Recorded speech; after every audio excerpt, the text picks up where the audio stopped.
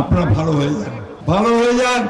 2024 সালে ফেব্রুয়ারি মাসের প্রথমার্ধে এই নির্বাচন হতে হবে।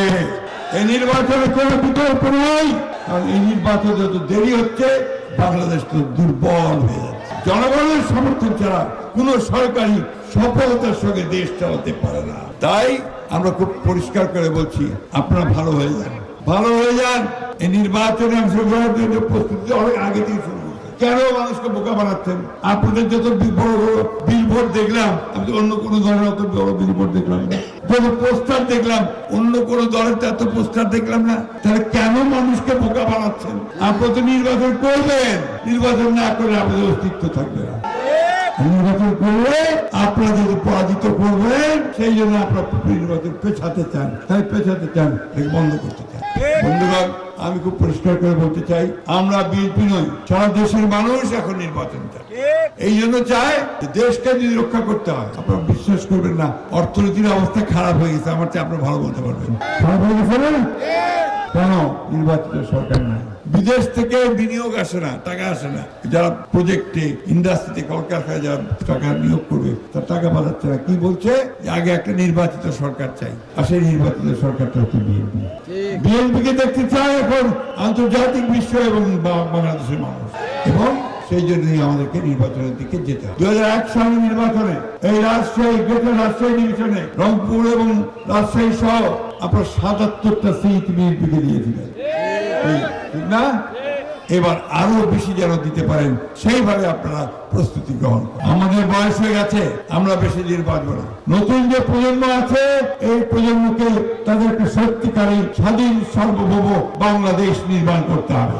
ভারত পাশে আছে, পানি বন্ধ করে দিবে, আপনার ওই সীমান্তে মানুষ হত্যা করবে, এবং আপনার আমাদের যখন তখন চাল বন্ধ করে দিবে, পেঁয়াজ বন্ধ করে দিবে। এই বড় দাদাগিরি আমরা আর দেখতে চাই না। আমরা দেখতে চাই যে ভারত আমাদের সঙ্গে সত্যিকার যে মর্যাদার ভিত্তিতে, সমান মর্যাদার ভিত্তিতে আমাদের সঙ্গে তার সহযোগিতা করবে। অন্যথায় ভারত কখনোই বাংলাদেশের মানুষকে বন্ধু হিসাবে পাবে না। বন্ধু, আমি বক্তব্য শেষ করব, তার আগে আপনাদের কাছে শুধু একটা অনুরোধ জানাতে চাই। আজকে আমাদের ভারপ্রাপ্ত চেয়ারম্যান জনাব তারেক রহমান সাহেব, তিনি অক্লান্ত পরিশ্রম করে, দিবারাত্র পরিশ্রম করে 10,000 মাইল দূর থেকে তিনি আমাদেরকে নেতৃত্ব দিয়ে এই ভয়াবহ দানবীয় এই ফ্যাসিস্ট হাসিনাকে দেশ থেকে তাড়াতে সেরকম হয়েছে, তাই না? আমাদের বহু লোক, বহু শিশু, বহু নারী তারা প্রাণ দিয়েছে এই ফ্যাসিস্ট সরকার আমলে। বিশেষ করে 24 জুলাই, মার্চে জুলাই যুদ্ধ বলে, সেই যুদ্ধে আমাদের প্রায় 2000 শিশু, নারী আমাদের শহীদ হয়েছে। এই ভয়াবহ অবস্থা থেকে আমরা আবার ফেরত চাই।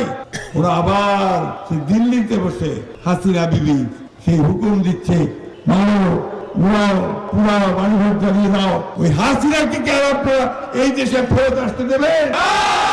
বন্ধুগণ, তার বিরুদ্ধে হত্যা মামলা শুরু হয়েছে, রায় হবে 17 তারিখ। এই 17 তারিখে রায় হবে। তারা পরিকল্পনা করছে যে এখানে তারা আবার কিছু গোলযোগ সৃষ্টি করতে চাইবে। আমি আপনাদের প্রতি আহ্বান জানাতে চাই, এই ফ্যাসিস্ট শক্তি আর যেন কখনো মাথা তুলে দাঁড়িয়ে আমাদের মানুষদেরকে হত্যা করতে না পারে, আমাদের সম্পদকে পাচার করতে না পারে, আমাদের বাংলাদেশের সমস্ত গণতান্ত্রিক প্রতিষ্ঠানগুলোকে ধ্বংস করতে না পারে, তার জন্য আপনাদেরকে সদা সর্বদা সৈনিকের ভূমিকা পালন করতে হবে। আজকে একটা কথা আপনাদের বলে দিতে চাই, এই নির্বাচন যদি না হয়, দেশের মানুষকে যদি আবার বোকা বানানোর চেষ্টা করা হয়, এই বাংলাদেশ একটা ব্যর্থ রাষ্ট্রে পরিণত হয়ে যাবে। তাই আমাদের স্বার্থে আমাদেরকে এই নির্বাচন যেন অনুষ্ঠিত হয়, সবাই মিলে এই নির্বাচনে ভোট দিয়ে ইনশাআল্লাহ আমরা আবার ধানের শীষকে এখানে জয়যুক্ত করব। বন্ধুগণ, জিয়াউর রহমানের মার্কা কে? জিয়াউর রহমানের মার্কা কে? সালেহ জিয়ার মার্কা কি? তারেক রহমানের মার্কা কি? আলম ভাইয়ের মার্কা কি?